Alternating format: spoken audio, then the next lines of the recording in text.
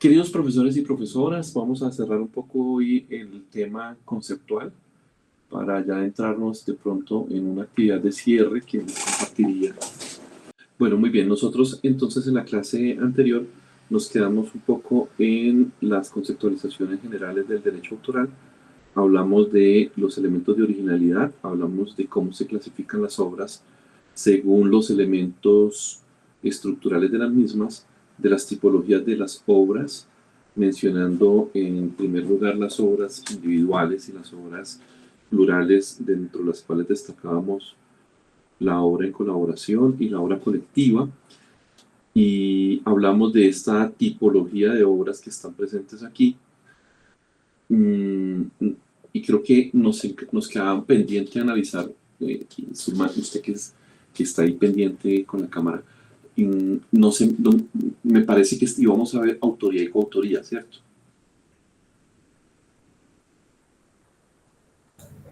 Sí, señor.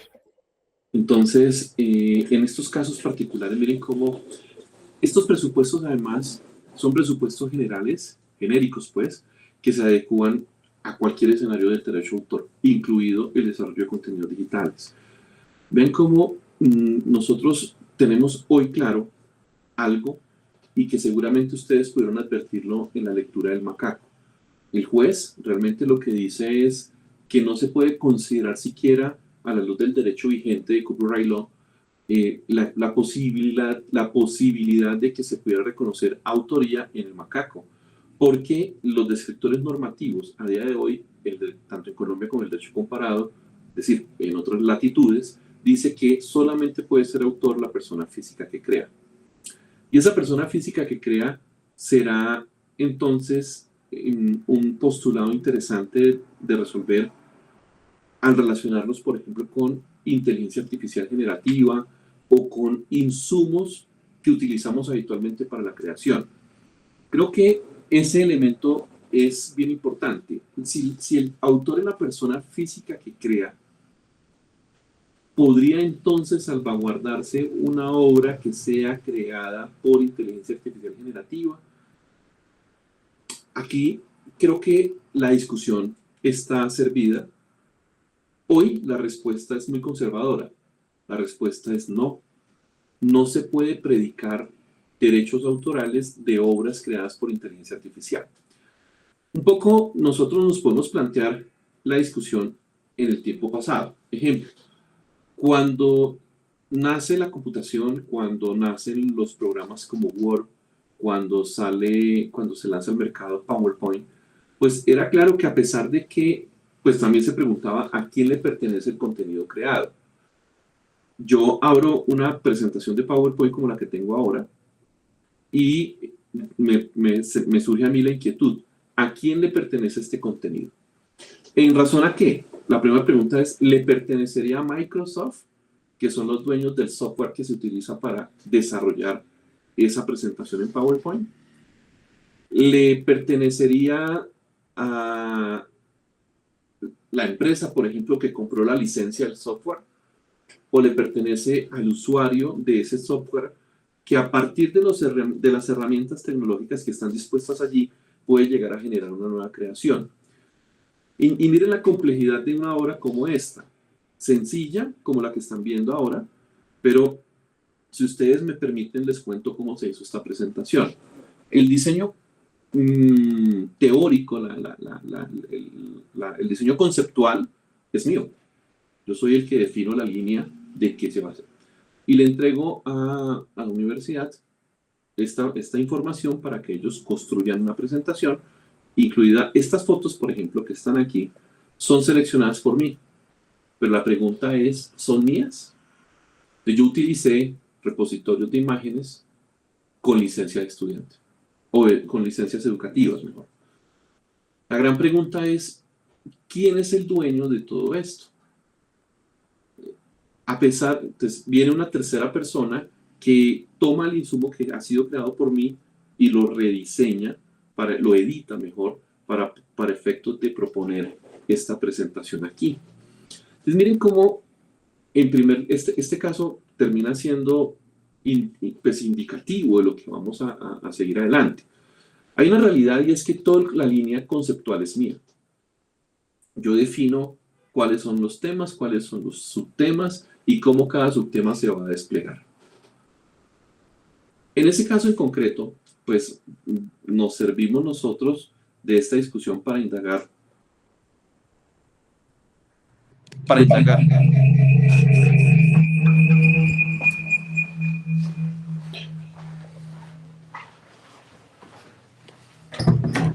Para indagar realmente cómo construir.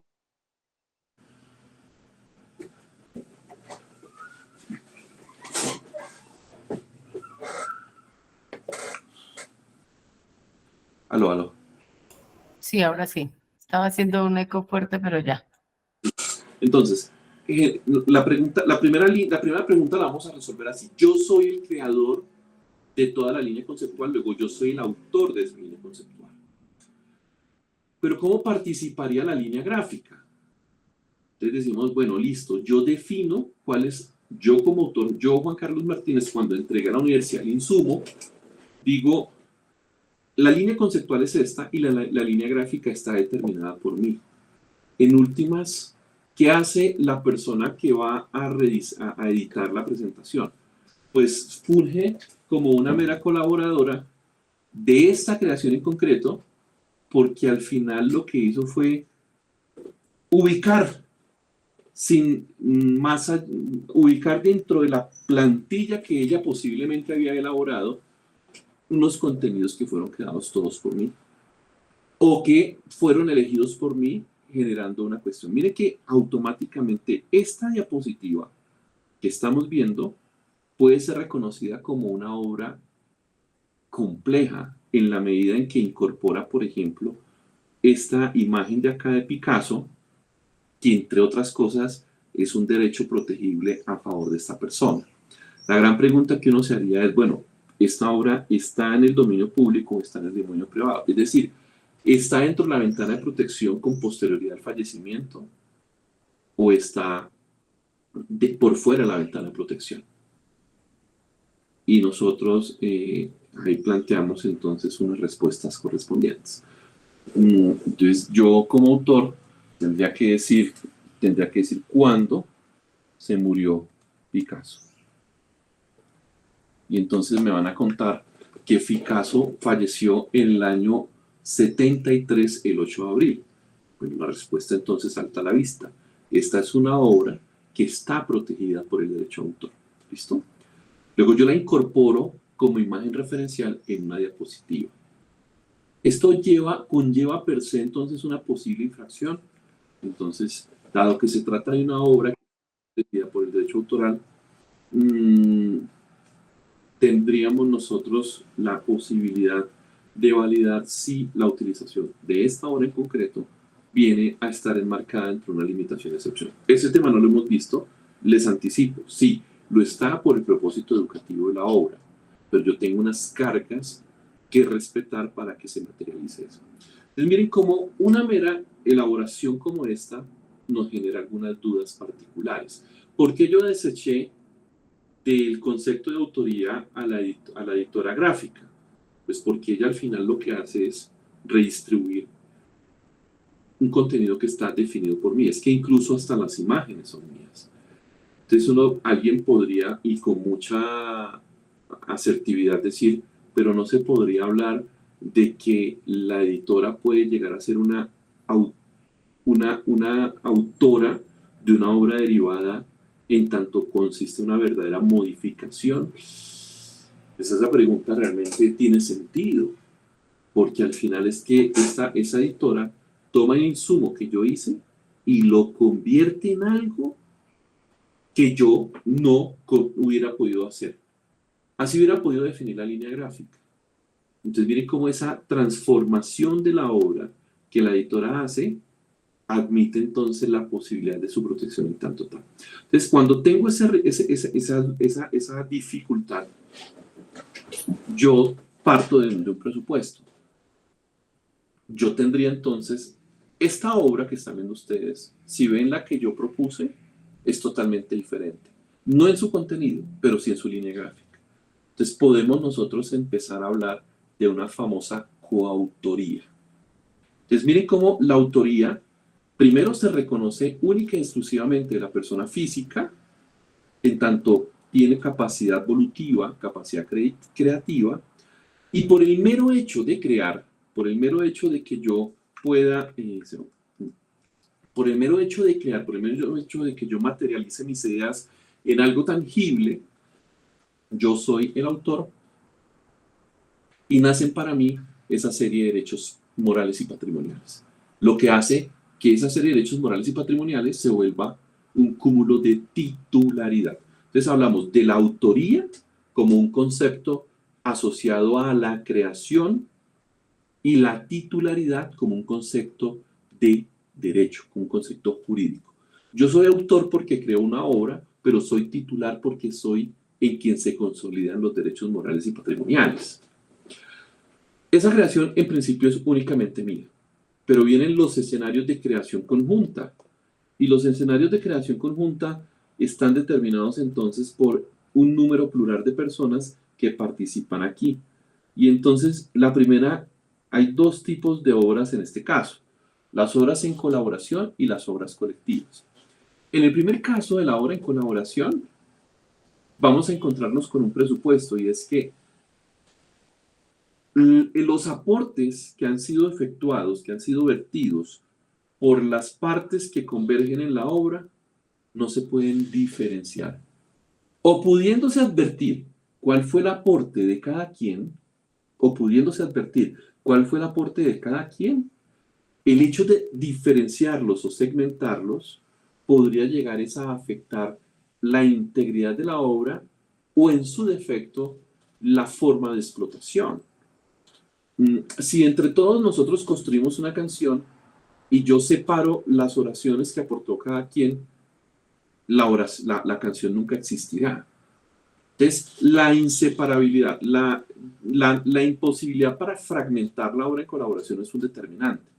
Esto conlleva entonces a que hoy planteemos esta cuestión como una creación conjunta en donde surgen derechos tanto para un aportante como para el otro aportante, autores los dos, y los derechos surgirán a favor de los dos, tanto los morales como los patrimoniales. En el caso de la presentación que estamos analizando, pareciera entonces que estamos dentro de un concepto de obra en colaboración, en donde un autor propone algo, Juan Carlos Martínez, la línea conceptual, y no sé, Tatiana, quién hizo el diseño gráfico de la presentación. Pero lo cierto es que aquí surge una duda, y es, ¿estamos ante una obra en colaboración o estamos ante una obra adaptada o transformada por un tercero?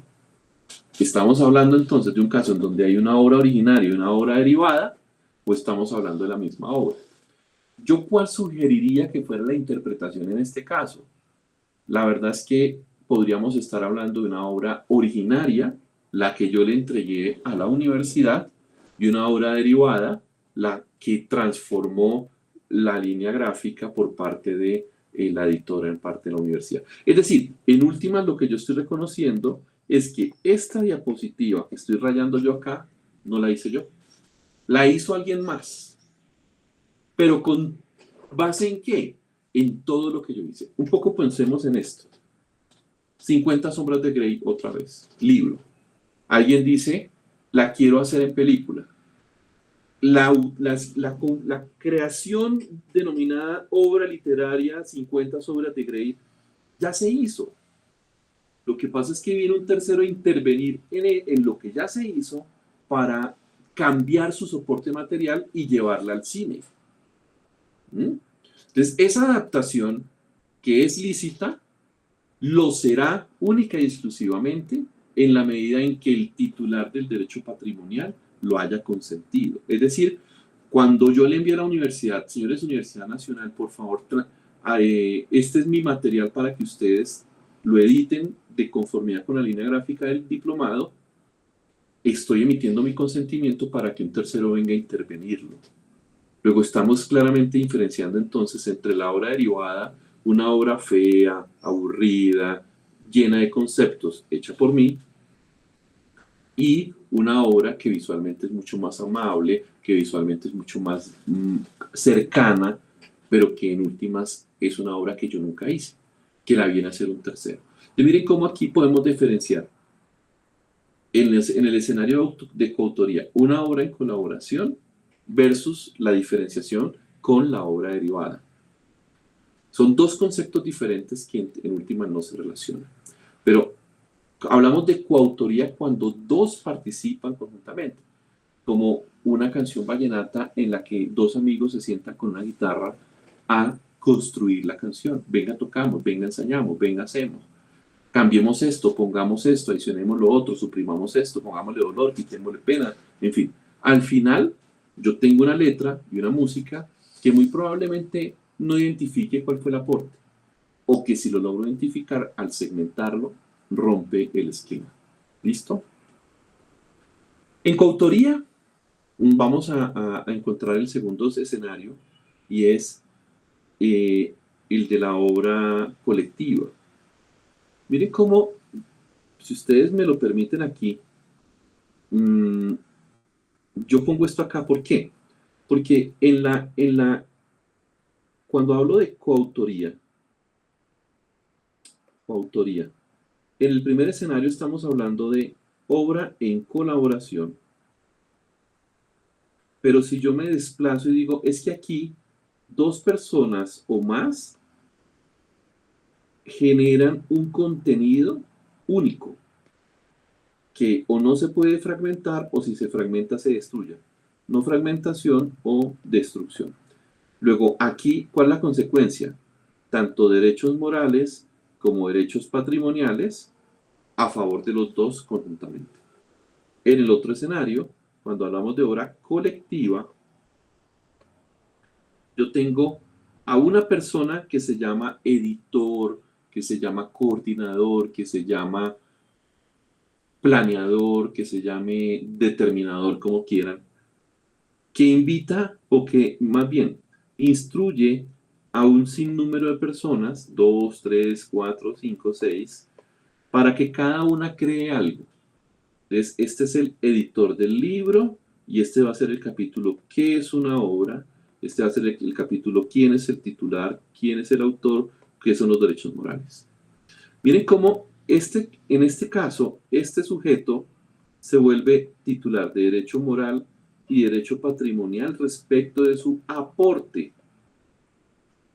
Pero para que la obra colectiva nazca, ese aporte deberá entonces conllevar la cesión de los derechos patrimoniales a favor de este perfil que está acá, que es el editor.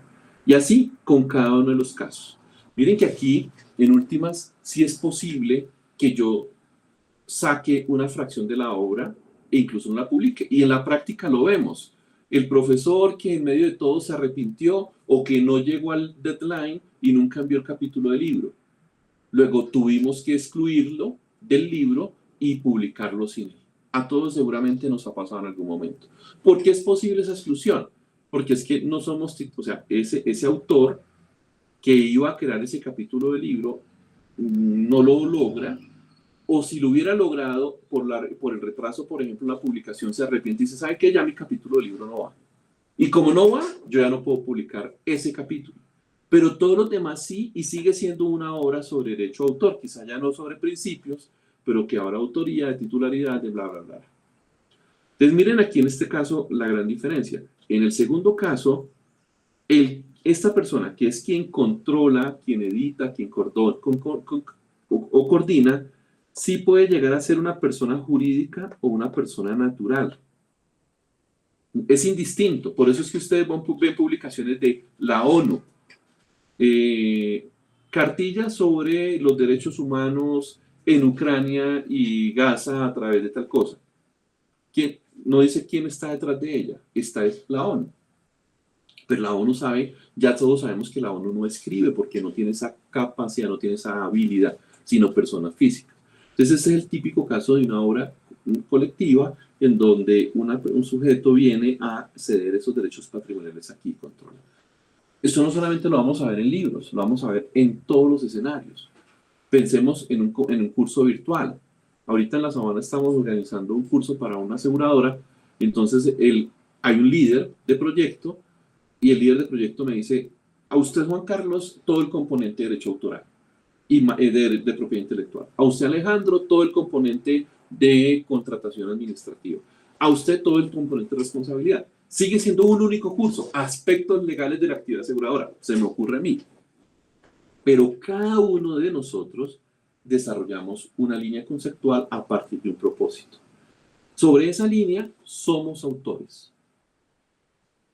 Pero para que se pueda vender el producto, tenemos nosotros, en la calidad de autor del componente de derecho autoral, ceder o transferir a ese tercero para efectos de la comercialización.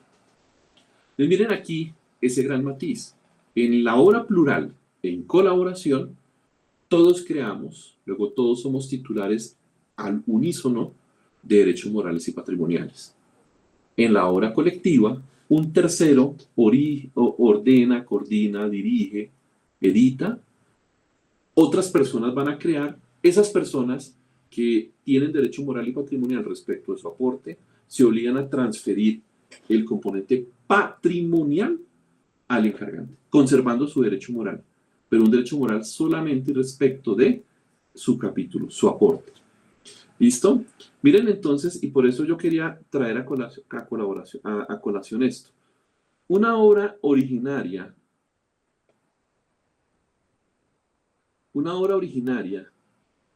como la que estábamos viendo acá, esta sería la obra originaria. Obra originaria. Y esta sería, en cambio, la obra derivada.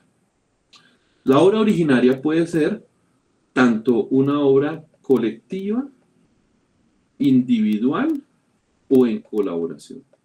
Pero la obra derivada también puede ser una obra individual, una obra colectiva o una obra en colaboración. Es indistinta la categorización de la obra en torno al momento de la creación respecto de cuántas personas participaron. Es indistinto, pero miren que en la práctica nos exponemos a confundirlo. Miren que en la práctica sí lo podemos llegar a confundir, porque yo digo, listo, esta diapositiva, volvemos al mismo caso, termina siendo una obra derivada de una que yo ya hice. Pero además una obra derivada de una que yo ya hice, en la que yo, autor originario de mi obra, utilizo material protegido por el derecho autoral ajeno. Y entonces, ahí tendríamos que resolver la cadena de licitud de la utilización que se está proponiendo. Bien, preguntas hasta aquí. Me gustaría abrir un momento a dudas porque creo que lo que dijimos puede llegar a generar problemas. La autoría y la titularidad tampoco son tan, o sea, no es tan fácil, ¿no? De discernir en un momento dado cuando no es uno el que, o cuando más bien hay un tercero que mira, un tercero que evalúa. Yo creo que con hablar de autoría y titularidad no es difícil.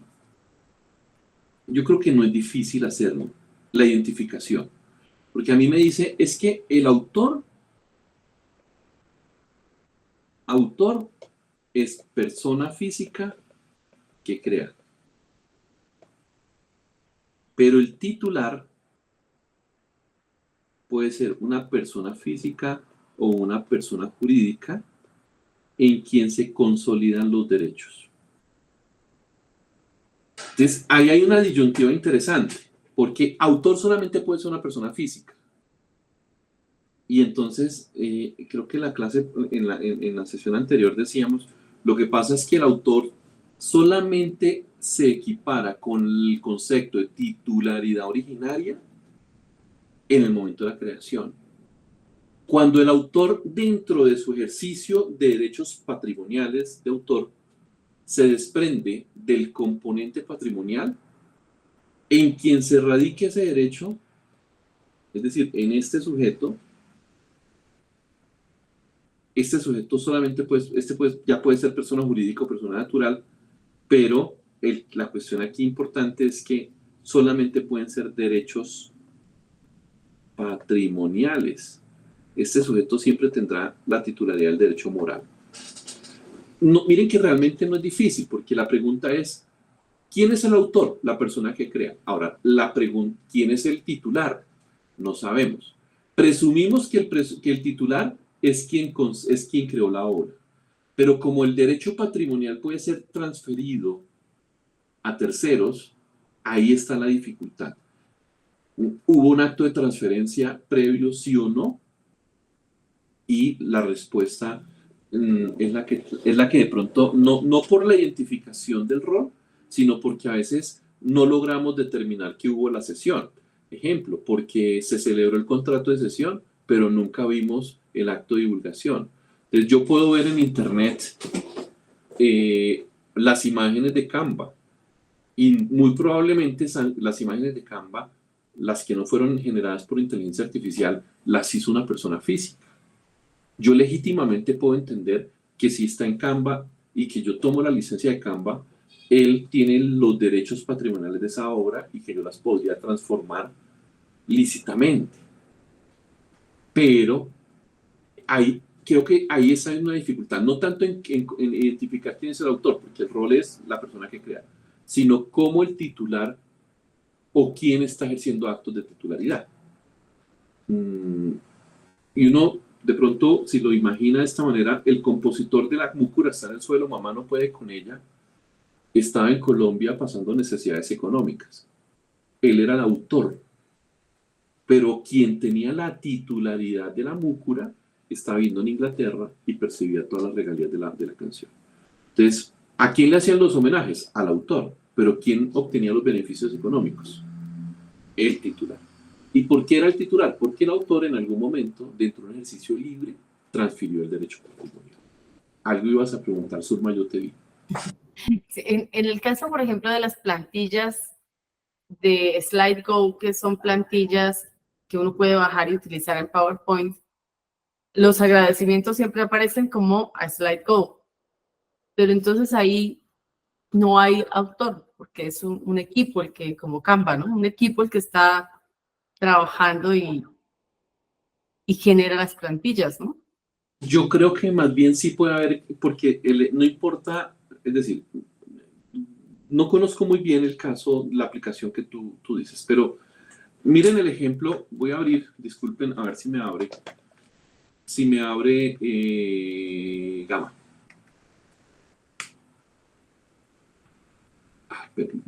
Voy a por aquí, por el otro lado. Voy a ir a Gamma.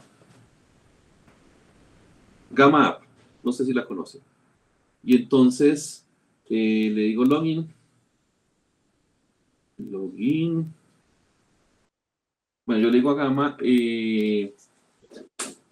por favor, créeme una presentación en la que yo necesito hablar de inteligencia artificial, derecho a autor y creación de contenidos digitales. Y ella me dice, listo, ya mismo hago. Y automáticamente empieza a hacer la creación. A ver si por aquí sí es. Y ella me hace una creación completa. Yo no hice nada. Hasta ahí yo no hice nada. Pero luego, no me funcionó. Gamma me permite a mí modificar manualmente alguna cosa. Entonces, mire cómo la gran pregunta es, ¿hasta dónde puedo yo hablar de una creación conjunta con inteligencia artificial y de dónde yo puedo proponer el caso correspondiente? Yo no sé si me deja compartir ahora.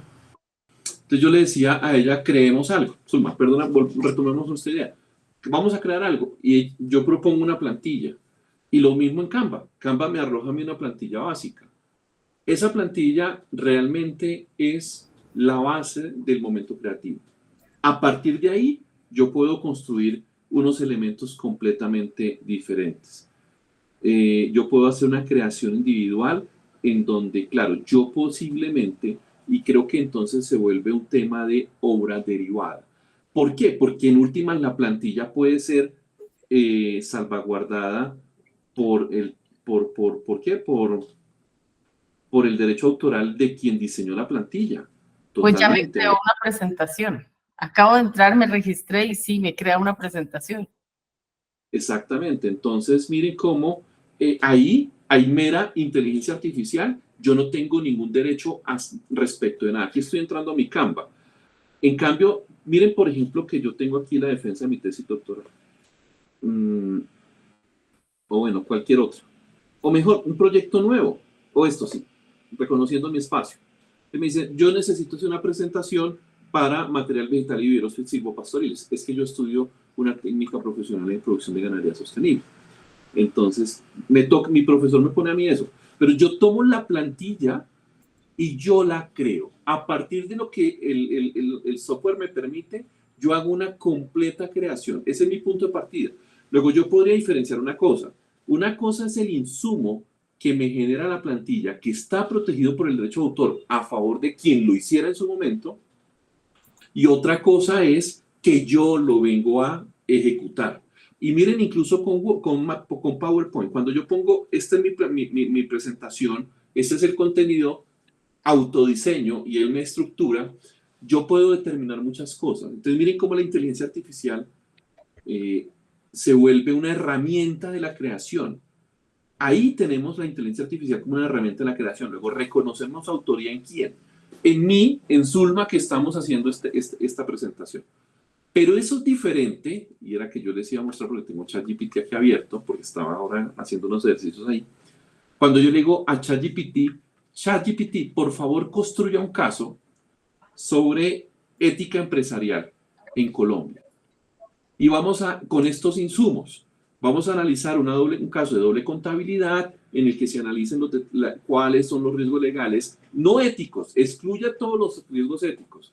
Y ChatGPT automáticamente me dice, título del caso, doble contabilidad, un desafío legal para un empresario en Colombia. Juan es un empresario colombiano exitoso que dirige una cadena de tiendas. Yo utilicé unos prompts, pero yo no sabía, no intuía, no me imaginaba el resultado. Entonces miren aquí la gran distancia entre lo que yo o los comandos que yo di y el resultado final. Entonces en esa inteligencia artificial generativa es muy difícil que se me pueda reconocer a mí como autor. Ahora, ¿se puede reconocer como autor al software? La respuesta es no. Y ustedes vieron el macaco, la sentencia del macaco, a mí me interesa muchísimo, o es muy importante en el derecho autoral, porque a partir de ahí nosotros hemos tenido discusiones en inteligencia artificial. Y en últimas, hoy en día, conservadora o no, la respuesta es solamente derechos de autor a favor de personas físicas. Ay, entonces, ¿qué pasa con esta diapositiva que me hizo ChatGPT o Canva con inteligencia artificial? Si fue generativa, yo no tengo ningún derecho de exclusiva sobre esa obra. Es más, de hecho, hoy Turnitin identifica si hay contenidos creados a través de ChatGPT en un trabajo que yo haya sido. Bien. Pero, entonces, por ejemplo, en Gamma me hace la presentación y al final, en la primera diapositiva que me saca, pone creado por Zulma Dueñas Gómez. O sea, me da el crédito completo. pero bueno, ¿tú realmente lo creaste? No, obvio no. Entonces, y mira cómo, Zulma, ¿nos puedes compartir tu pantalla un momentico para que nos muestres Gamma que te sirvió en este momento? Claro que sí, ya. Entonces, mire cómo se vuelve interesante. Ante la pregunta, ¿quién es autor? Tradicionalidad del derecho de autor, decimos es una persona física y pudiendo autor individual o autor plural. Entonces, miren cómo aquí esta presentación que hizo, hagamos un ejemplo otra vez si quieres para que lo veamos los que no conocen. Démosle un comando, un prompt que nos diga a nosotros algún tipo de presentación y cómo ella en menos de 2 segundos nos va a construir algo para un profesor irresponsable que no está aquí en este salón, que llega a clase sin preparar nada, ¿no? Acá me voy a decirle que crear uno nuevo. No. Ahí ahora, ¿cómo hago? Crear uno nuevo. ¿Sí están viendo la presentación? No. Nos generó el que ya había creado. Sí, a ver, otra vez. Algama. Crear nuevo. Generar. En general. A En ver, general, sí. y No sé, vamos. mapeadores. Vapeadores y sus problemas jurídicos en Colombia. A ver qué nos dice.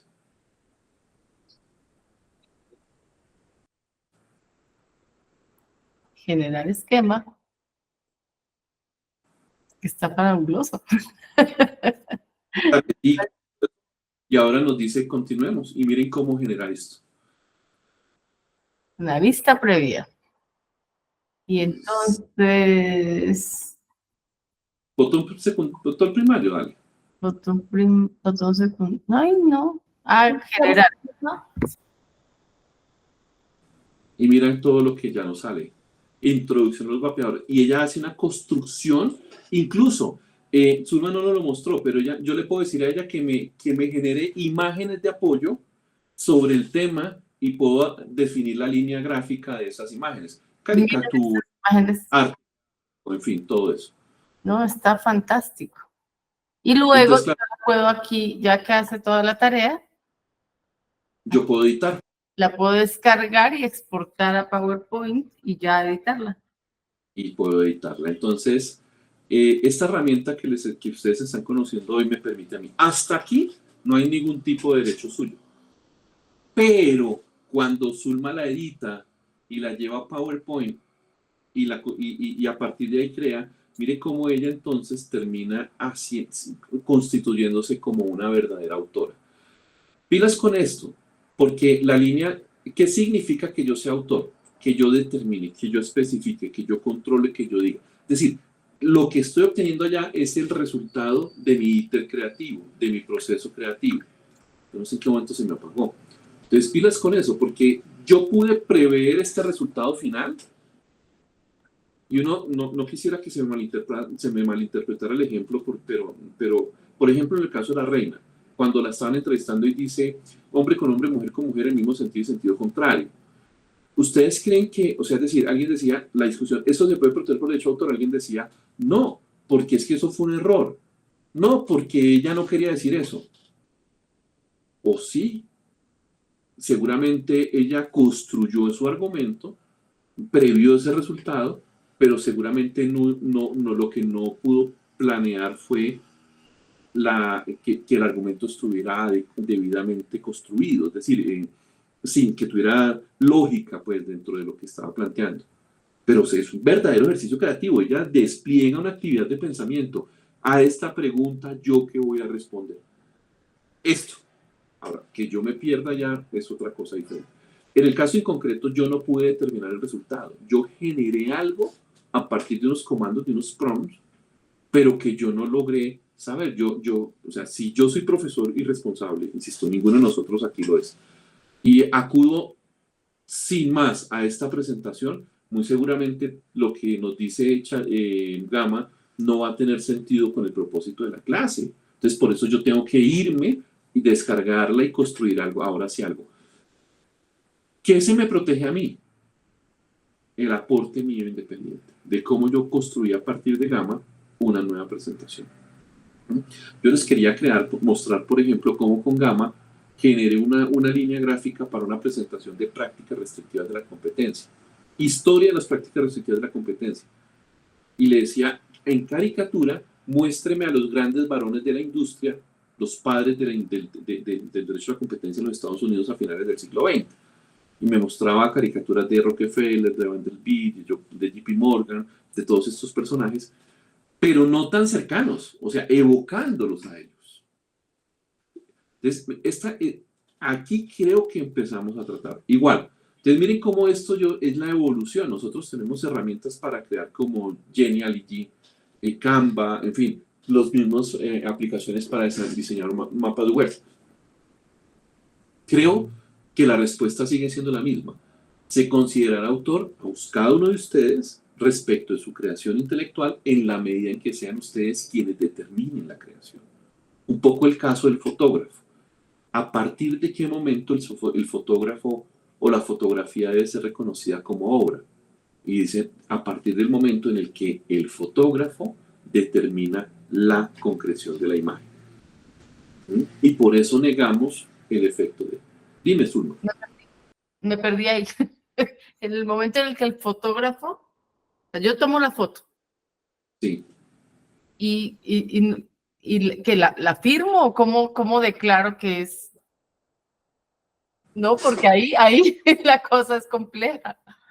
Claro, no, pero no es en la fotografía, es decir, uno puede, el hecho de que no diga quién es el autor, no quiere decir que no haya autoría. No, sí, exacto. Sí hay. Entonces, ahí hay una dificultad grande y es saber quién es el autor de la fotografía. Entonces, Exacto. en el hecho cotidiano eso se soluciona, por ejemplo, cuando yo he hecho búsquedas diligentes y no he logrado saber quién es el autor, entonces me van a decir, esta es una obra huérfana. Imagínense una foto de inicios del siglo XX del centro de Bogotá para hacer un estudio sobre cómo las personas, cómo ha ido transformando la moda según el tiempo. Y entonces hay fotografías que no logramos saber quiénes son, pero que la invitamos para el estudio. Entonces me dice, venga, usémoslas bajo un presupuesto de norma de obra fotográfica huérfana. Pero lo que yo decía era, ¿en qué momento el fotógrafo, o sea, qué justifica que el fotógrafo que realmente va a hacer esto, un fotógrafo que es una selfie, dice, mire, vamos a hacer esto, tú, ¿en qué momento yo tomé la foto y qué salió allí? Pues es que yo fui, o sea, el mínimo elemento creativo en la fotografía está determinada por ese interés del fotógrafo en la captura de la realidad material a través de esa obra fotográfica. Es decir, insisto en algo y es, el resultado estuvo determinado a partir de un proceso creativo por su autor. A eso me refería. ¿Listo? No sé si hay alguna intervención adicional.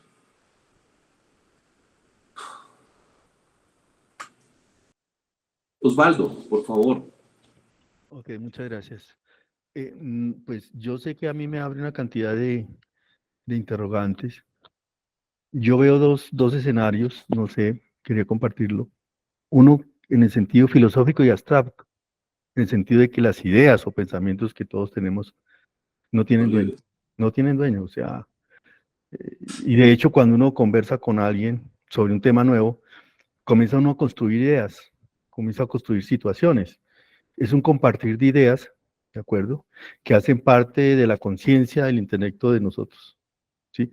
Allí surgen las ideas, se comparten, se construyen, evolucionan, y digamos que de la observación, es el método científico, llamémoslo así. Es un escenario filosófico, digo yo. Hay otro escenario que es, creo que legal, es el que tú estás compartiendo, de la parte intelectual. Entonces ahí nacen los derechos de autoría, de tal forma que de alguna forma hay un hilo entre lo abstracto, ¿no? ¿Sí? ¿Qué sucede ahí en estos temas? Claro, la idea es, en el fondo, diferenciar las ideas abstractas o hacer hincapié que estas son un patrimonio de la humanidad. La ciencia no tiene, digamos, de alguna forma dueño, digo yo, ¿no? Por ejemplo, en el caso que se conversa ahora, que es el chat GPT, hay una diferencia grande. Voy a poner tres ejemplos. Uno, nosotros hacemos transferencia, digamos, los profesores hace 10, 20 años hacían presentaciones. De alguna manera, en un papel y la transmitían en un tablero, tiza papel, tiza tablero, o luego fue apareciendo los stencils, algo así, bueno, una cantidad de cosas. Siempre los profesores han preparado su clase y hacen en un papel, ahí la llevan. Ellos tuvieron que consultar sus libros, sus apuntes, ¿de acuerdo? Cuya velocidad no era rápida. Ya uno va a una biblioteca y de igual manera ya consulta libros. Y ahora lo que tenemos es una memoria artificial donde todas las bibliotecas, libros están allí, pero con una capacidad de análisis, que eso lo permiten los algoritmos de inteligencia artificial que están dados. Eso hace parte del desarrollo del pensamiento. Entonces, es la velocidad de consulta que yo tengo.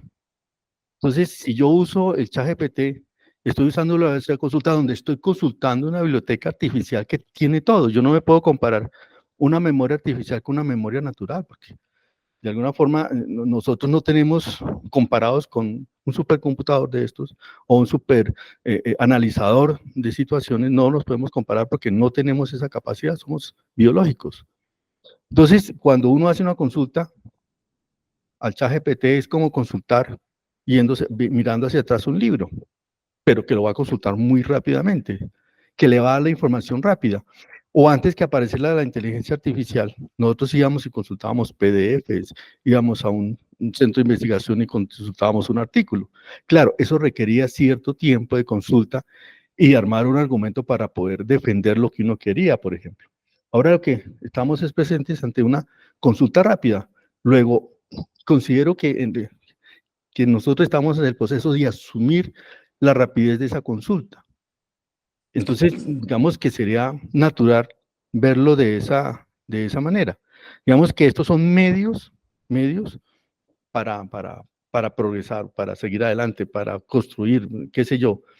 Entonces, en ese caso, digamos, pienso que la parte de pensamiento, de la creación, digamos que eso es patrimonio de la humanidad. Por ejemplo, en el caso de un software, los que hacen la plataforma de C++, Python, MATLAB, pues son los dueños de eso, son los creadores de eso, perfecto. Pero ellos disponen, darle el código para que construyamos, entonces uno ya a partir de ahí ese código construye cosas, ¿cierto? Entonces el que hace la fuente es la dueña de eso. Vende la patente y bueno, la vendió, pero ella sabe que le cambia un comando o lo actualiza y todo el mundo se quedó bloqueado, ¿cierto? Entonces, digamos, aquí hay cosas que pienso que hay que verlas desde otro punto de vista. Digo yo, no sé, es como una opinión muy general. Profesor Osvaldo, muchas gracias por su opinión. Yo creo que, creo que coincidimos en casi todo lo que usted, salvo por algo que quisiera precisar. El derecho de autor parte del presupuesto que usted está exponiendo. De hecho, tanto nuestra ley 23 como la decisión 351 reivindican que las ideas son libres. Las ideas o contenido conceptual de las obras literarias, artísticas o científicas no son objeto de apropiación, dice la ley. Esta ley protege exclusivamente la forma literaria, plástica o sonora como la idea del autor son descritas. De hecho, el autor no niega eso y negarlo, además, sería obstruir la posibilidad de construcción de conocimiento y el derecho de autor nunca tiene esa prerrogativa. Primero. Segundo, pero no es tan cierto, o mejor, no es que no sea cierto, más bien, admite una discusión muy amplia el ejemplo que usted plantea. ¿En qué sentido? Cuando usted iba a la biblioteca, y supongamos que usted le decía al bibliotecario, usted buscaba en la estantería, le decía, me hace un favor, me presta el libro de genética de Mendel. Se me ocurre. Entonces, el bibliotecario o usted sabía que este estudio de Mendel, que sobre genética, lo había hecho esta persona y que además esa persona muy seguramente o había creado algo nuevo o venía haciendo una conversación con los anteriores autores, que es un poco el derecho de cita. Y hasta ahí, pero claro, usted utilizó a Mendel y seguramente usted llegaba a su clase y decía, Mendel define tal cosa como tal cosa, punto. Hoy en día ya no es Mendel, hoy en día es ChatGPT en el caso concreto. ¿Cuál es el problema con ChatGPT? Que ChatGPT lo que es un repositorio de información. Y entonces, como es un repositorio de información, mucha de la información que está allí disponible está protegida por derecho de autor, pero también habrá mucha otra que está libre.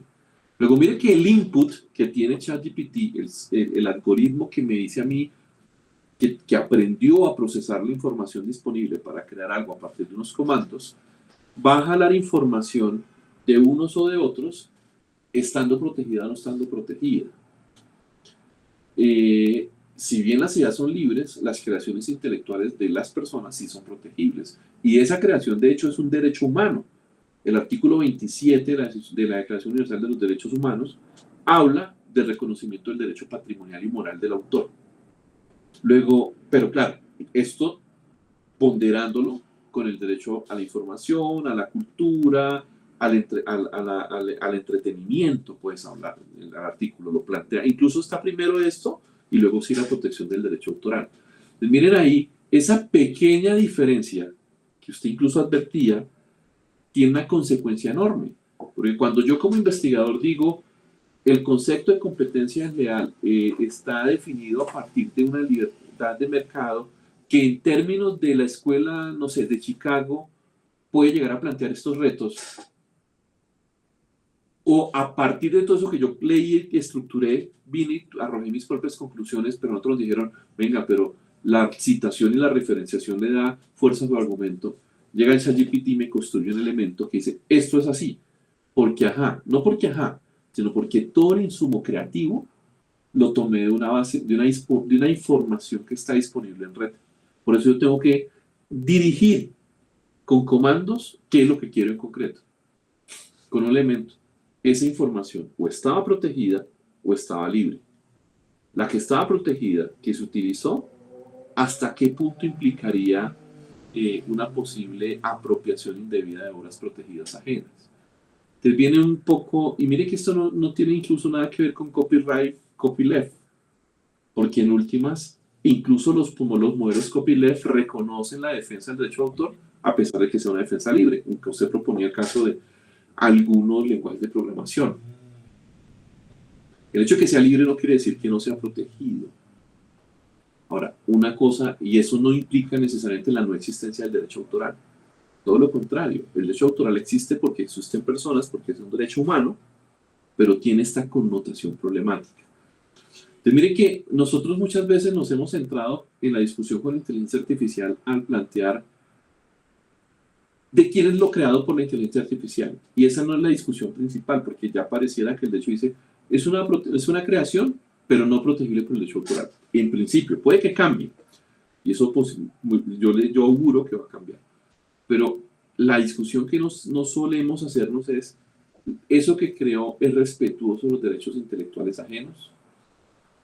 Y creo que ahí está el matiz más complejo de la inteligencia artificial. Y vean cómo, doctores, estas herramientas que hace unos 3 años teníamos una discusión en torno a esto, decíamos es que la inteligencia artificial generativa está muy lejana. Hoy en día es la inteligencia artificial como insumo para la creación, porque yo determino todo. Llegó ChatGPT el año pasado y cambió el paradigma, y ya apareció Google acogiendo ese modelo y cambiándolo y todo. Entonces miren los retos que nos supone el tema de lo que estamos hablando hoy. Sí, no, estoy de acuerdo contigo. Le voy a poner otro ejemplo para contextualizar. Yo comienzo a hacer una investigación de lo que sea, una idea, una observación que hice y planteé una hipótesis. Ok. El primer paso que hago es ir a consultar bibliografía, estado del arte. Y el estado del arte yo lo puedo conseguir de cualquier manera, inclusive usando inteligencia artificial. Claro, yo lo que hago es de una forma rápida hacer la consulta. Y claro, me voy a encontrar con conceptos libres o conceptos que están asociados o derivados de una investigación, de un grupo de investigación. Claro, yo no me voy a apropiar y decir yo hice este artículo, no. Lo que yo hago es analizar ese estado del arte y a partir de ahí formular una hipótesis de lo que yo creo que puede solucionar mi problema que voy a investigar. Ahí, en ese escenario, yo soy respetuoso del estado del arte. Yo no puedo referenciar otros artículos.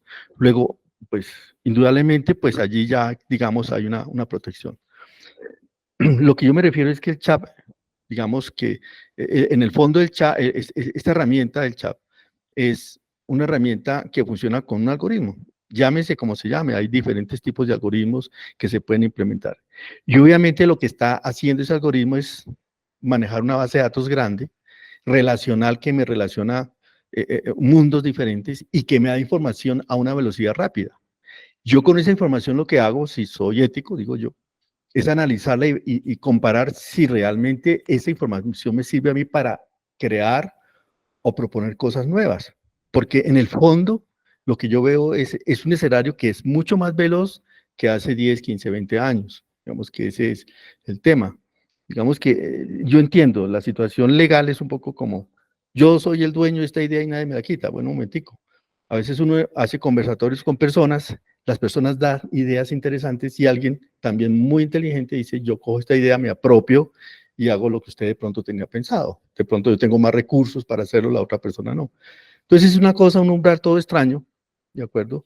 De esto. No, no sé, digamos hay otras ideas que tengo, pero bueno, dejo hasta ahí. No, muchas gracias. Muy interesante. Yo lo que sí, es decir, creo que nosotros en el derecho reconocemos que la idea es libre. Y usted con la idea puede hacer lo que quiera. De hecho, bloquear la idea a favor de alguien, insisto, es frenar es decir, reivindicar que yo soy el titular de una idea es ponerle una talanquera al desarrollo tecnológico. Yo siempre les digo a mis estudiantes en pregrado, imagínense que usted tuvo la idea de la máquina que le permitía viajar en el tiempo. Por el hecho de ser su idea, nadie podría entonces desarrollarla. En términos prácticos, no. Y por eso, cuando uno analiza las exclusiones del derecho de autor, vemos como los fenómenos naturales, las descripciones, los métodos las formas de presentar la información no se protegen por el derecho de autor. Las recetas no se protegen por el derecho de autor porque son procedimientos. Y miren cómo yo puedo decir, cómo vamos a construir un tamal. El tamal se hace así, haga primero esto, haga después esto, haga esto. Eso no tiene ningún elemento de creación literaria o artística. Es un mero seguidilla de. Lo que pasa es que el derecho no es solamente el derecho autoral. Y entonces hay unas normas que se llaman las del derecho a la competencia, y ahí sí podría protegerse en la medida de un caso, más o menos, para contextualizar y cerrar también, doctor Osvaldo, el caso Facebook. El caso Facebook es el típico caso de ideas libres del derecho a autor, pero reprochadas del derecho a la competencia. ¿Por qué? Porque cuando iba Mark Zuckerberg a hablar con los gemelos no tenían capacidad técnica para desarrollar el código fuente de Facebook. Y entonces, pero Mark Zuckerberg sí tenía esa capacidad técnica. ¿En dónde se dio el reproche? No en que Mark Zuckerberg desarrollara Facebook. El reproche se dio fue porque Mark Zuckerberg actuó de mala fe. ¿En qué sentido?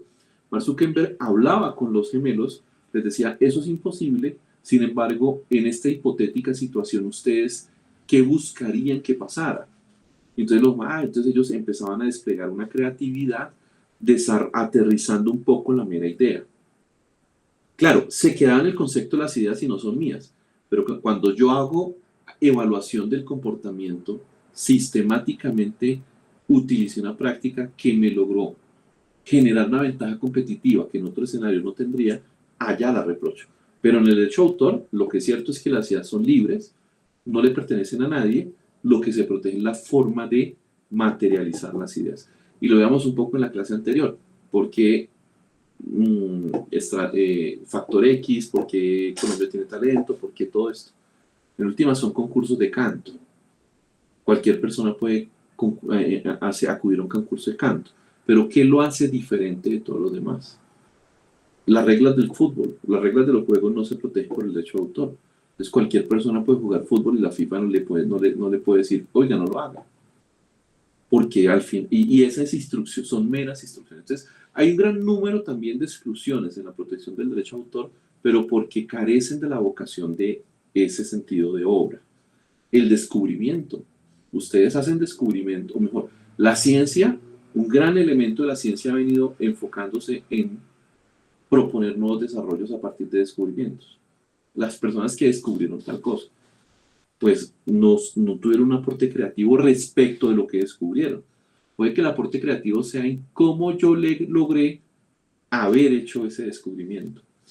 Si usted me acuerda, por ejemplo, el caso del Código Da Vinci. El Código Da Vinci, Dan Brown, fue demandado por una infracción a derechos de autor por un profesor de Oxford. Y al final, el juez en Inglaterra dice, no hay ningún tipo de infracción, porque las utilizaciones referenciales que hace Dan Brown en el Código Da Vinci de algunos modelos matemáticos, pues los modelos matemáticos no se protegen de nadie. Pueden que los haya descrito este profesor, pero no son de él. Entonces es libre. La única exoneran a Dan Brown, y lo que ocurrió en el mercado fue que como hubo la demanda, muchas personas fueron a las librerías a comprar el libro del profesor, que hasta ese momento no se había vendido, había sido un encargo. Entonces miren cómo esta es la línea de trazabilidad en el derecho intelectual. La idea es libre, lo que se protege es cómo usted la materializó. Y cuando yo la materializo en algo, es que logro entonces que se me salvaguarde. Y es ahí, esa obra materializada es la que pone en riesgo la inteligencia artificial cuando la toma como insumo creativo sin decir de dónde surgió el presupuesto. Un poco el input de la creación, la transformación que sea y cuál es el famoso output creativo en inteligencia artificial. No sé si con eso logré resolver el planteamiento. Sí, no, muchas gracias, Juan Carlos. Bueno, hay más cosas que comentar, pero espero que siga en su disertación. Muchas gracias. Le agradezco mucho su aporte, profesor Osvaldo, muy interesante. Muy bien, entonces cerremos esto. Autoría, persona física, individual, plural, titularidad, la persona en quien se consolidan los derechos. ¿Listo? Ahora, ¿cuáles derechos? El derecho de autor describe dos tipologías de derechos. Una primera tipología, los derechos morales, y otra segunda tipología, los derechos patrimoniales. Cada uno con unas elucubraciones diferentes, con unos fines diferentes. Miren cómo en el derecho patrimonial nosotros hablamos de un derecho que es exclusivo, que es temporal, que es transmisible, que es susceptible de cuantificación económica, mientras que estos presupuestos no existen en el derecho moral. Yo les cuento algo, los derechos morales no nacieron con el derecho de autor, los derechos morales fueron salvaguardados con posterioridad. De hecho, cuando el derecho de autor se construye, realmente era una negación al derecho moral. Los primeros que pudieron defender derechos patrimoniales no fueron los autores, sino eran los editores. Con el Estatuto de la Reina Ana, primera de las normas del derecho autoral, era el editor el que tenía 14 años para explotar exclusivamente la obra. El autor no tenía ninguna potestad respecto de eso. Y solo cuando el autor había agotado esa ventana de protección, se le reconocían 14 años al autor.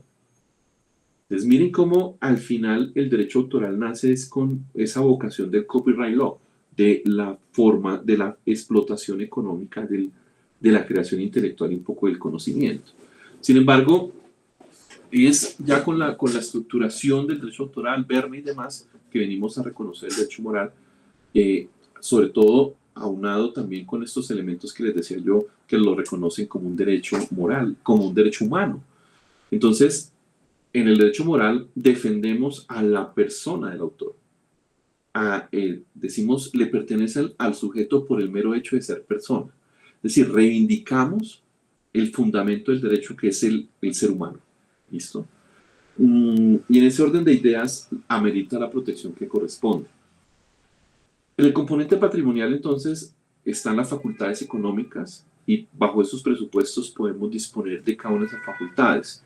¿Cuáles son? Reproducción, comunicación pública, distribución, transformación y puesta a disposición. Ahora, en el derecho moral, en tanto lo que estamos salvaguardando es al autor, en tanto persona, lo que buscamos es defender la obra por el hecho de ser creada por un ser humano. Y hablamos de paternidad, de integridad, de ineditud, de modificación y de retracto. Si quieren, veamos primero estos derechos. Sí, es más, les voy a proponer que veamos primero los morales y luego nos devolvemos y vemos los patrimoniales. ¿Por qué? Porque en últimas estudiamos los morales y los dejamos ahí aparcados y vamos con los patrimoniales y seguimos con limitaciones, excepciones y demás. Pero miren cómo en el derecho moral defendemos algo inalienable. La palabra inalienable es una palabra jurídica y en últimas es pertenecerle al ser humano por el mero hecho de ser el ser humano. Inembargabilidad, los derechos morales no se pueden perseguir, no hacen parte del patrimonio del autor. Por eso no son embargables, no hacen parte de lo que los abogados llamamos la prenda general del acreedor. Es decir, ese acervo de derechos que me respaldan a mí para estar en el mercado. Son irrenunciables, el autor no puede renunciar. Es decir, una vez la obra está creada, yo debo hacer frente a la misma. Puedo ejercer algunos actos o unos derechos morales para retirarla del mercado, pero la obra seguirá siendo mía per secula seculorum. Y por eso decimos que son perpetuos, no se extinguen con el tiempo. Ojo, a pesar de que con el tiempo sí se pueden atenuar en su defensa, ya lo veremos por qué. Y evidentemente no son absolutos o discrecionales. Es que el derecho hoy ha entendido que ningún derecho es absoluto y mucho menos discrecional. Vean ustedes que las grandes discusiones cuando ocurren estas cosas en la calle es la discusión de hace un par de semanas. El policía que estaba en un restaurante cuando entraron a robar a algunas personas, que tomó su arma y disparó unos tiros y mató al ladrón. Entonces, ¿por qué se discute la legítima defensa? La legítima defensa, pues, la legítima defensa no es otra cosa que una ponderación de dos puestas en riesgo. Yo tengo el bien preciado, el bien jurídico preciado por excelencia en la vida. Si yo no tengo vida, pues todo lo demás es accesorio, ya dejó de existir. Luego, la legítima defensa lo que viene es a decirle, usted tiene la facultad incluso de quitarle la vida a un tercero como bien jurídico tutelado para defender la integridad de su bien jurídico tutelado llamado vida.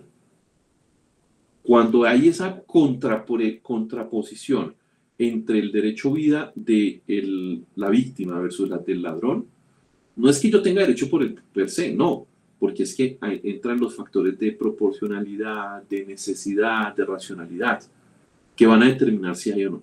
Pero esto lo que quiero decir es, con ello es, en el derecho, ningún derecho es absoluto. Todos los derechos admiten ponderación.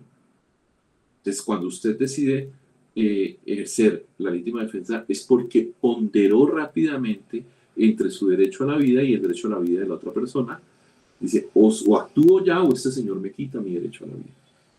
En el derecho patrimonial, en el derecho moral ocurre igual.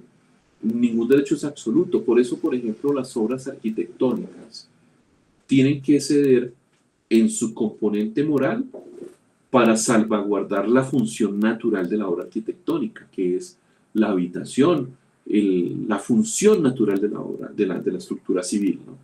Entonces, si yo permití un puente, o sea, un puente, el puente de Calatrava en España,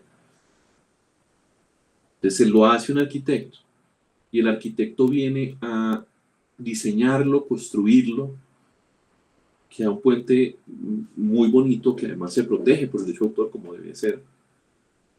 Pero cuando es inaugurado, los usuarios del puente utilizan el puente mismo para lanzarse al vacío para cegar su vida.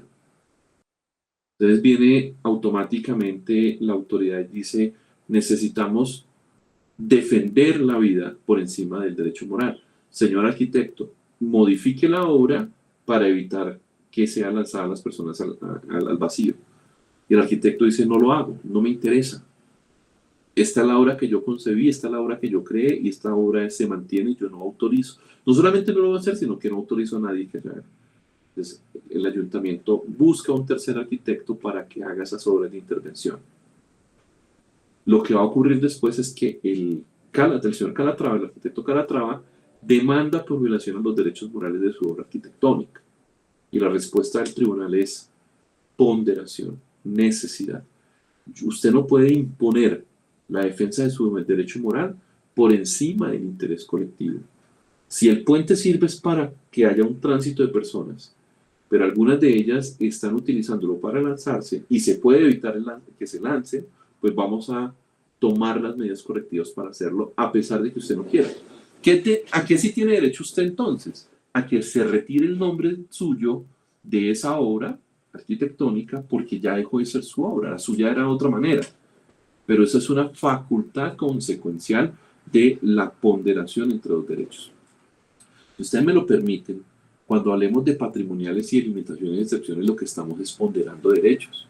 El derecho de propiedad y el derecho que tendría el usuario para acceder a la información, a la cultura, a la educación, al entretenimiento, y estamos generando entonces esa debida articulación, reivindicando lo mismo. No todos los derechos, o los derechos mejor, no son absolutos. Entonces, ¿ustedes no me están viendo? No estoy compartiendo nada. No, señor. Pero lo Sí. estamos viendo a usted. Muy bien. Un poco eso. ¿Listo? Entonces, cuando tenemos esto claro, el primer derecho de paternidad que nos vamos a encontrar es el primer derecho moral que nos vamos a encontrar es el derecho el derecho de paternidad. El derecho de paternidad, entonces, básicamente lo que me permite a mí es reivindicar en cualquier momento y en todo lugar que yo fui el creador de la obra.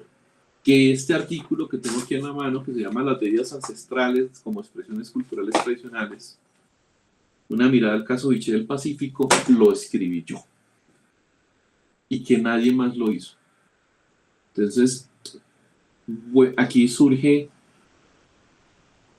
dos vertientes. Una positiva, de que la obra indique, de que se reclame positivamente que yo fui el creador, Juan Carlos Martínez Salcedo.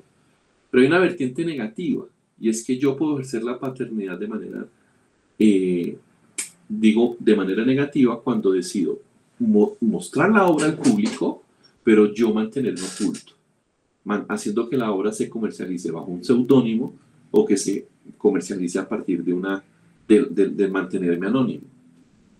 Seudónimos y anónimos tienen una consecuencia, y es que si la ventana de protección es de 80 años tras el fallecimiento del autor, cuando hay seudónimo o cuando la obra es anónima, es difícil saber cuándo fallece el autor. Entonces, los 80 años se cuentan desde el momento de la divulgación de la obra.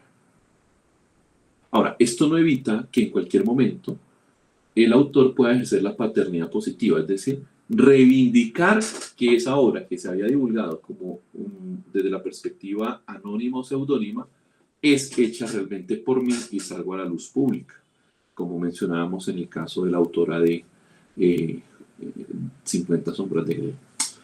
Bien, entonces la paternidad es eso, y por eso la falsa atribución, el plagio o falso atribusor, afecta en este derecho de paternidad en primer lugar, porque en últimas, en la falsa atribución, en el plagio, lo que está ocurriendo es que yo niego, o mejor, yo me erijo, yo me reivindico como el creador de algo que en efecto ha sido más bien creado por un tercero. Y yo le negué ese derecho de paternidad. ¿Listo? Entonces, el derecho de paternidad es uno de los derechos fundantes del derecho autoral.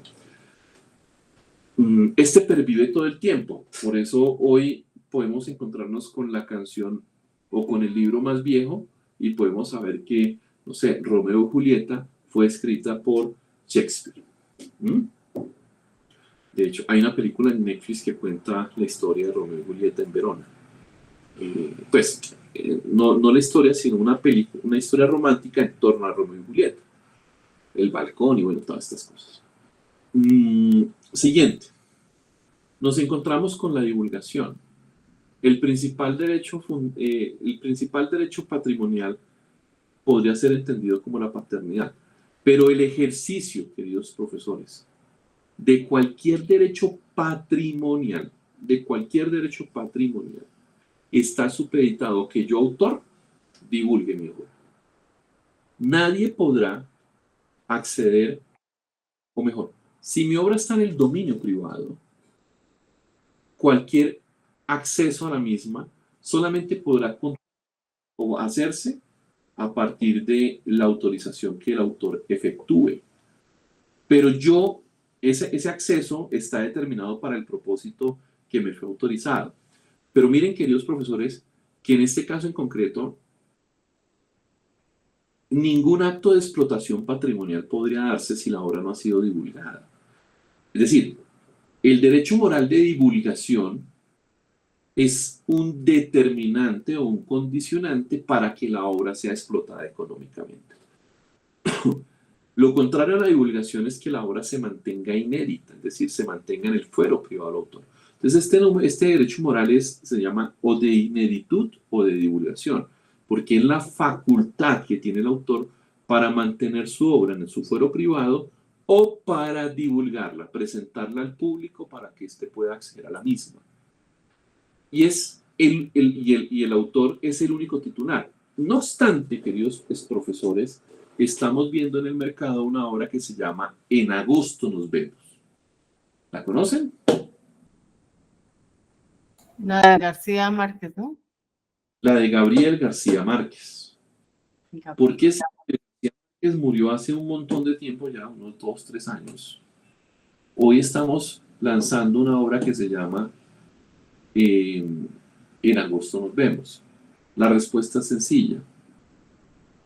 Porque imagínense que el derecho de divulgación, o mejor, cuando fallece el autor, esos derechos morales son administrados por sus descendientes más próximos y su cónyuge. Consecuencia de esto, de que los descendientes más próximos y su cónyuge ejerzan el derecho, pues son ellos quienes ejercerán si la obra se mantiene inédita o se divulga. A menos, bajo una condición, la única limitación a que los herederos más próximos y la cónyuge tras el fallecimiento ejerzan la ineditura de divulgación es que el autor antes de su fallecimiento haya dejado por testamento la prohibición expresa de no divulgación. Si hay prohibición expresa en testamento de no divulgación, no pueden los herederos más próximos ni la cónyuge entrar a hacer valoración alguna al respecto. Es decir, si Gabriel García Márquez hubiera dejado un testamento de que no se pudiera divulgar su obra póstuma, no hubiéramos podido conocer En agosto nos vemos. Yo no la he leído, pero he leído más bien algunas críticas que dicen que no es el Gao que nos tenía acostumbrados. Muy bien. Entonces, en la divulgación tenemos este componente. ¿Qué pasa si el autor, si los herederos más próximos y su cónyuge ya no existen? Porque puede pasar. Entonces, la ley dice que el Instituto Nacional de Cultura, que realmente en Colombia hoy sería el Ministerio de las Culturas, no me acuerdo muy bien cómo es su nombre, pero el Ministerio de las Culturas es el que tendría entonces la función de ejercer estos actos de administración del derecho moral. Bien. ¿Preguntas? Reivindicar esto, que es un acto irrepetible, ¿no?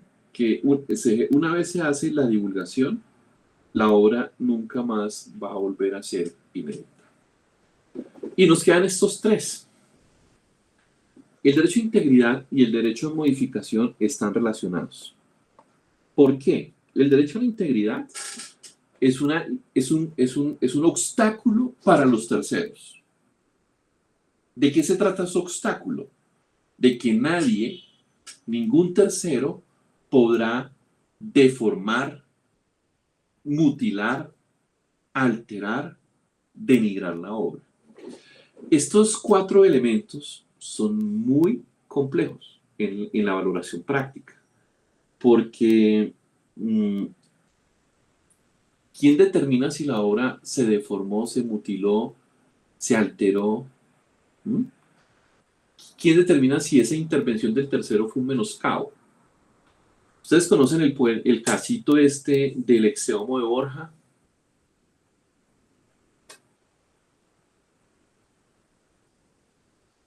¿No?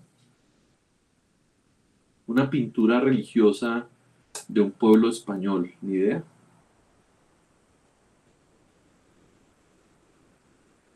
Ok. El silencio es cómplice. Total y absolutamente. Así es. Entonces, y todos los profesores. Nadie, es decir, miren cómo en el derecho patrimonial vamos a estudiar el derecho de adaptación. Pero el derecho de adaptación tiene un límite, y es el derecho moral de integridad. Es decir, de adaptación yo puedo traducir la obra, yo puedo transformarla a otro formato, yo puedo hacer ciertas intervenciones. Pero en abstracto se dice que en el derecho de adaptación la obra debe mantener su núcleo central, su core central. No puede desnaturalizarse esa obra. Y el límite está en el derecho de integridad. Desnaturalizar la obra, alterar su core central, implica deformarla, mutilarla o alterarla, lo que tiene como consecuencia una violación al derecho moral. Claro, muchos de estos elementos pueden llegar a ser subjetivos. Pero subjetivos ¿en quién? En el autor. Yo no sé si ustedes tuvieron ocasión, todos aquí hacemos parte de la ciencia y creo que no tenemos tiempo para ello. Por eso, pero si alguna persona vio la película, leyó el libro Rosario Tijeras y vio la película Rosario Tijeras, entiende que entre el libro y la película hay una verdadera adaptación. ¿Por qué? Porque se conserva la historia. A pesar de que va mucho más rápido, yo puedo identificar ahí a Jorge Franco.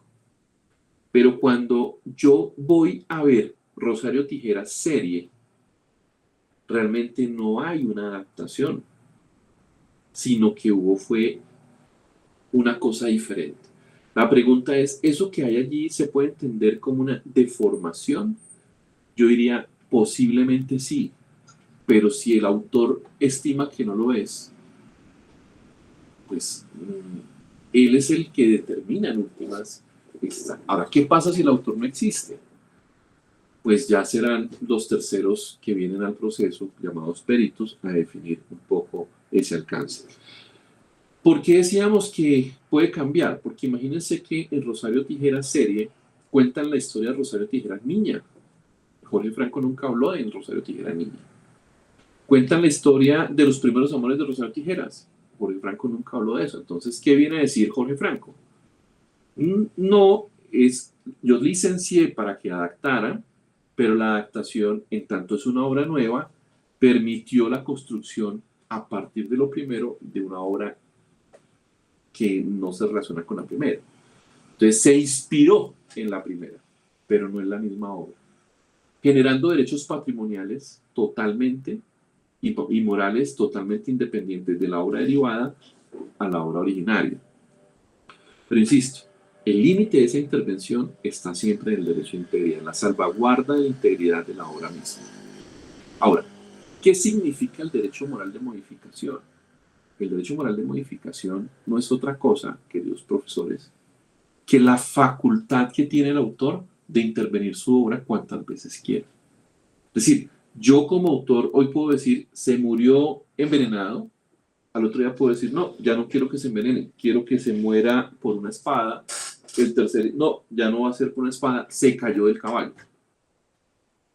Eso, desde el derecho a la integridad, sería una deformación o mutilación o alteración, vista en objeto, en abstracto, perdón.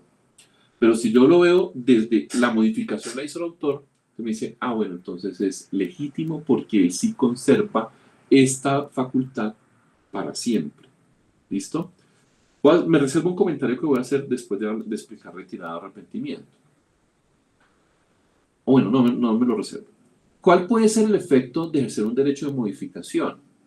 El derecho moral supedita el ejercicio del derecho patrimonial.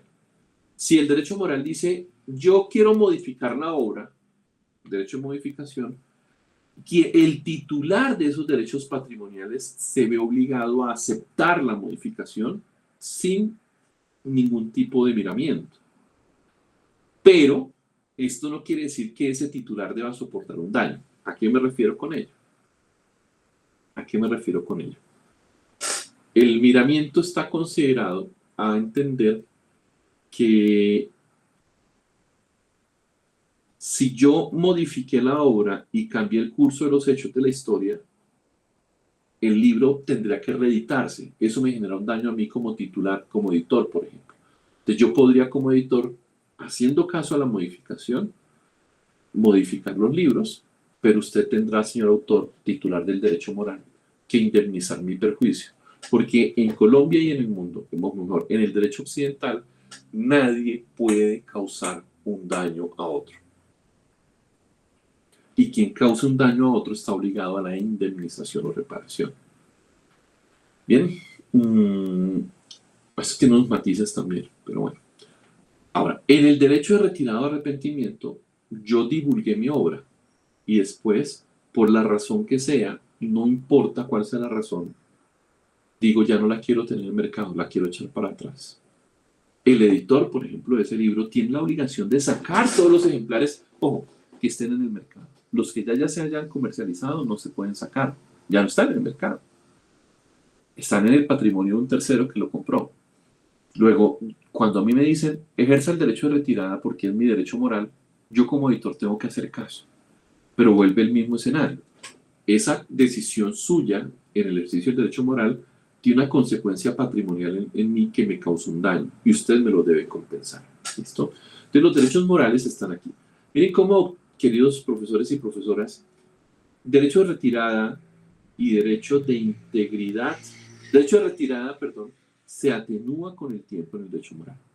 El derecho de modificación, pues también, porque si el autor fallece, él ya no va a poder modificar la obra. Entonces, decía, a pesar de que decimos que los derechos morales son perennes, algunas de sus expresiones se atenúan con el paso del tiempo. ¿Preguntas hasta aquí? Creo que sí, el profesor Jorge Eduardo. Profesor Jorge Eduardo. Sí, buenas noches. Buenas Profe, noches. yo tengo una pregunta es con respecto al derecho de modificación. Digamos, si yo hago una modificación, hasta qué tanto podría modificarla y que no sea una obra nueva? O sea, así como hablamos ahora, otra persona puede hacer unas modificaciones sobre una autoría. Y siempre y cuando tenga una contribución nueva, pues es otro nuevo producto. Aquí en este caso, no hay como un porcentaje de modificación permitido o un límite en donde no se diga que es una nueva obra. Miren que en últimas, esa pregunta es muy difícil de responder porque o sea, cuantitativamente no hay cómo determinar si se trata de una verdadera modificación, una construcción de una obra nueva. Yo sé que su pregunta, por ejemplo, puede estar muy relacionada con un caso de lo que el derecho llama, pues el derecho no, más bien la práctica en investigación llama el autoplagio. ¿Hasta dónde el autoplagio es modificación y hasta dónde el autoplagio es una obra nueva? Esa es una pregunta muy compleja, realmente para responder en abstracto. ¿Por qué?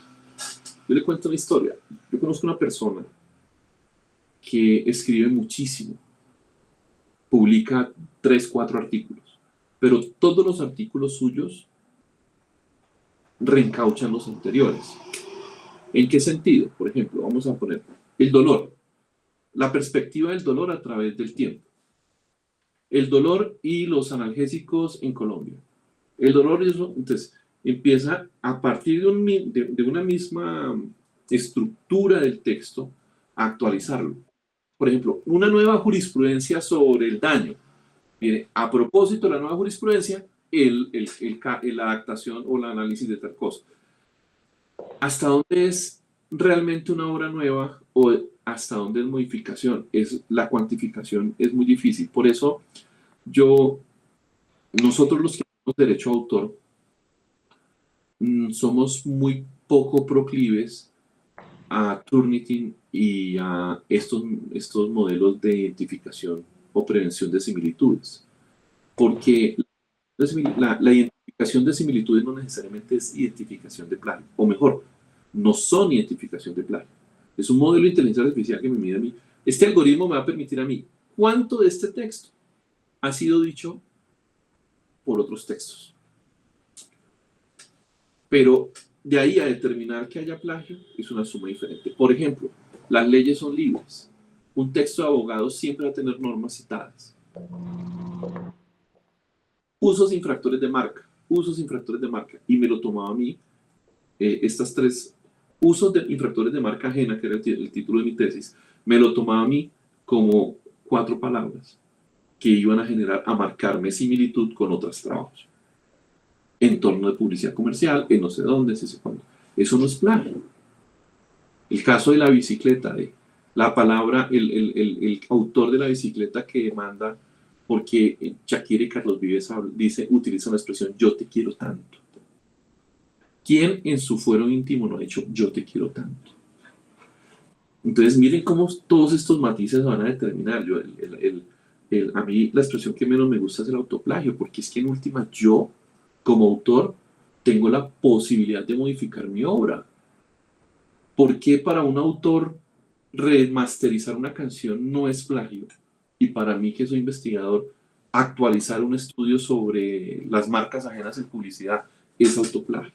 Si lo que estoy haciendo es llevándolo a una nueva realidad.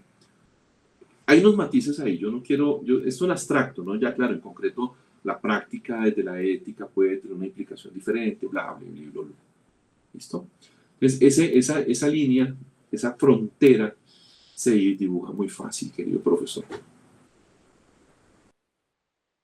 Yo tengo una pregunta y es con respecto a lo que mencionas del derecho de retirada. ¿Hay de alguna forma como una repercusión al hacer eso?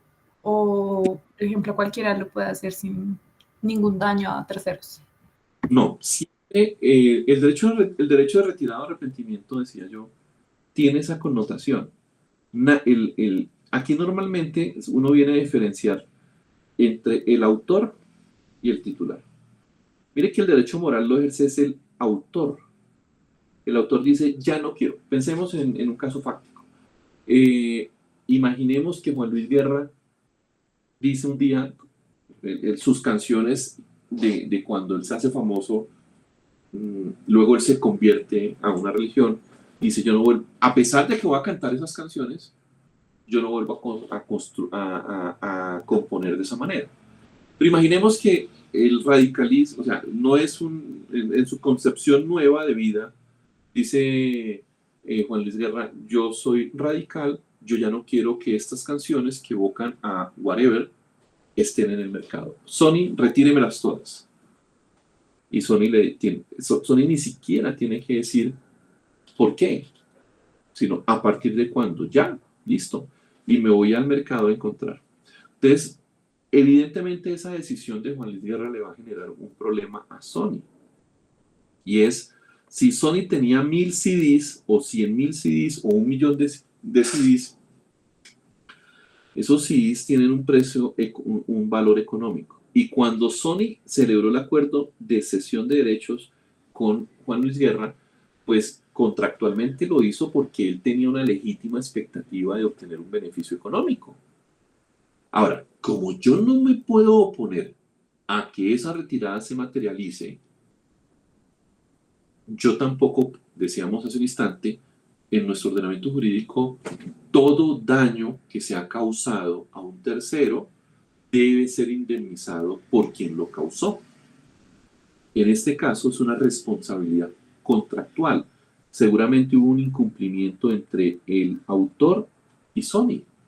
Y por esa razón, Sony le dice, listo, yo retiro todo, ya lo retiré de hecho, pero de los 100,000 CDs que prensamos, nos quedan en el mercado 80,000. Y cada CD me vale 1,000 pesos, entonces usted me está debiendo esta cantidad de dinero. ¿Listo? Esa es la reparación del daño. Si bien no se puede negar, porque este señor lo que tiene es un mero derecho patrimonial que está supeditado al moral de este sujeto, y ponderamos principalmente el derecho moral, el patrimonial tiene que indemnizarse. ¿Listo? Ok, profe, otra pregunta con respecto a eso. Por ejemplo, poniéndolo en el plano de la universidad, cuando nosotros creamos un material, pero ellos, o sea, nosotros somos los autores, pero la universidad también tiene unos derechos sobre el material, digámoslo así. Si nosotros queremos, por ejemplo, que haya esa retirada o que nos arrepentimos, ahí, ¿cómo sería como esa repercusión con la persona o con la entidad más bien? Bueno, hay un tema bien interesante porque nosotros, y creo que tenemos el mismo régimen, tenemos que diferenciar cuál es la naturaleza de la creación. Yo hablaba, creo que en la clase pasada les decía, mire, El artículo 92 de la Ley 23 dice, perdón, artículo 91 de la Ley 23 dice que todos los derechos creados por empleados o funcionarios públicos en cumplimiento de las obligaciones constitucionales y legales de su cargo serán de propiedad de la entidad pública correspondiente. Pero luego dice, se exceptúan de estas disposiciones las lecciones o conferencias de los profesores. La gran pregunta es, ¿qué es una lección y qué es una conferencia? Y si el desarrollo de un curso de esta naturaleza encaja dentro de la lección o conferencia. Ahí está la gran discusión. Yo honestamente creo dos cosas y es, los derechos morales no distinguen respecto del derecho patrimonial. El derecho moral lo conservo yo y no me distingue a mí cómo se materializa el componente patrimonial. Luego, si hay una retirada o arrepentimiento, yo puedo pedir ese arrepentimiento. Digo, venga, por favor, no retire este material porque tal cosa. Lo que pasa es que en efecto la universidad seguramente, como invirtió un valor, puede llegar a pedir la compensación al investigador. Porque en últimas el acto de cesión sí se dio. Primero en virtud de este artículo 91, pero también en virtud de los planes de trabajo, de la política de propiedad intelectual de la universidad o del reglamento, en fin. Entonces, a nosotros en últimas, dentro de nuestros planes de trabajo, nos dicen sus funciones van a ser estas. Y si está por fuera del trabajo, nos pueden decir, le encargamos y le pagamos por una prestación de servicios estas otras prestaciones. Luego mire que se vuelve un incumplimiento, o puede ser de la ley, o mejor, habiéndose aplicado la ley, se ejerce un derecho de retirada de arrepentimiento que consagra el daño, pero que además puede llegar a verse agravado por un incumplimiento contractual. Y en esos matices estamos determinando. Ahora, la universidad es en abstracto, porque quienes determinan esto son las unidades de explotación de la universidad que consolidan los materiales. También hay que ver cómo se dieron estas creaciones, para qué se dieron. Entonces, no es lo mismo que creamos un material que se da para cualquier escenario, para cualquier curso. Por ejemplo, vamos a hablar de mecánica cuántica o de física cuántica y vamos a hablar de esto. Ese material lo podemos ver hoy, mañana o en 10 años y sigue siendo el mismo respecto al tema en concreto. O que yo haga una creación de un contenido para un fin. Entonces, miren cómo estas adecuaciones individuales deben ser analizadas en concreto, tomando en consideración incluso el reglamento de propiedad intelectual de la universidad, que es la que nos define como tal. Y en esos casos en concreto seguramente la universidad lo va a plantear. ¿Listo? Miren que con las lecciones magistrales, o sea, lo que nosotros utilizamos en nuestras habituales clases son diferentes. ¿Cómo se dan estos materiales? Los cursos evidentemente son un curso de educación continua, pues es una forma diferente de explotar un contenido o de negocio mejor que tendría la universidad en el mercado. Entonces, ¿qué estructuras o bajo qué propósitos o bajo qué modelos se dieron esos encargos concretos para efectos de?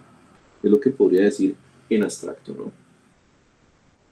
Vale, profe, muchas gracias. Muy bien.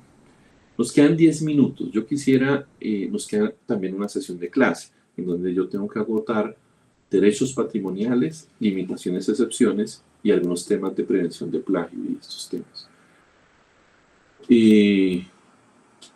Quisiera abrir el micrófono más bien para dudas, preguntas, aportes, quejas, reclamos, o para ver cómo cerramos esta sesión. David. Yo tenía una duda con respecto a la no renunciabilidad, por así llamarla, del derecho moral en cuanto a los autores fantasma. Creo que eso se comentaba anteriormente. Y es, digamos, oficialmente los autores fantasma no pueden renunciar a su derecho, pero hay muchas instancias en las que ilegalmente eso ocurre. Por ejemplo, en autobiografías o en documentos en que las personas contratan a un tercero para que haga el documento. Entonces, pueden estar figurando como autores, pero realmente hay un autor fantasma que está ahí de fondo, que en teoría no debería poder renunciar a su derecho, pero en la práctica lo está haciendo. ¿Eso legalmente cómo funciona? ¿Qué se ha dicho o qué se ha tratado?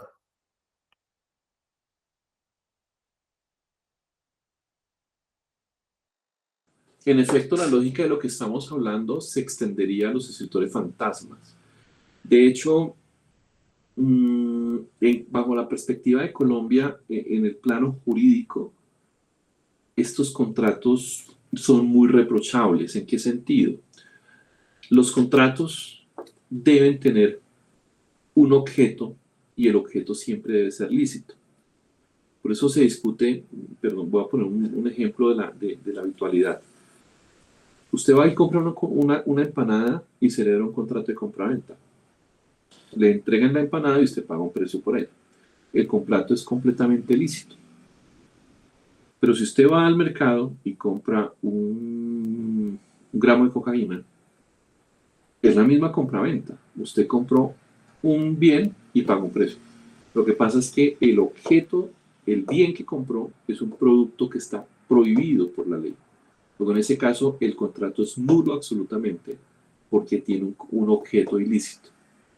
En estos casos de los escritores fantasmas, desde la perspectiva colombiana, hay una gran discusión en torno a ese contrato.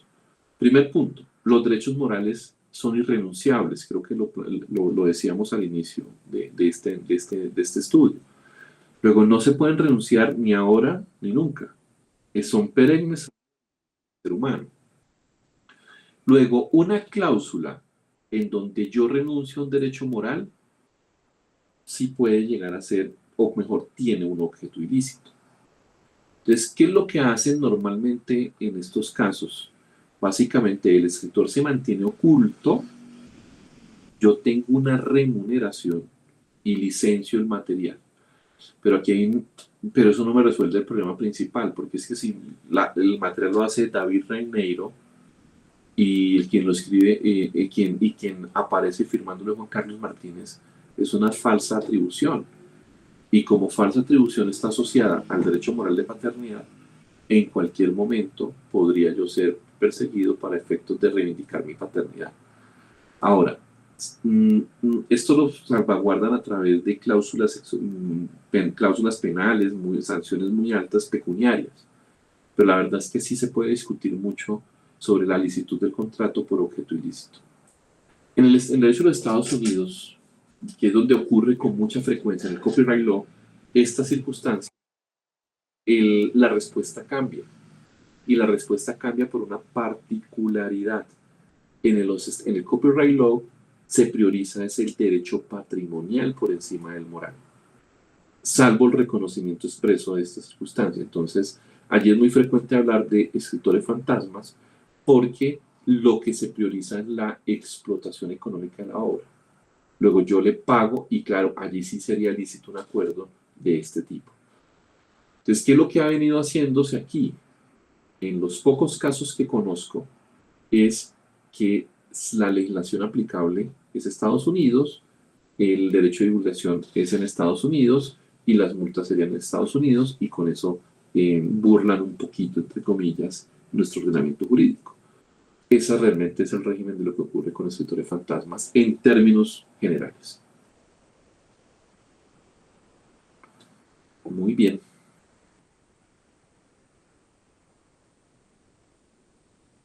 Hasta en la tercera clase ya me sentí con más confianza. Creo que no hay más dudas, profe. No sé si algún profe Bueno. quiere comentar algo.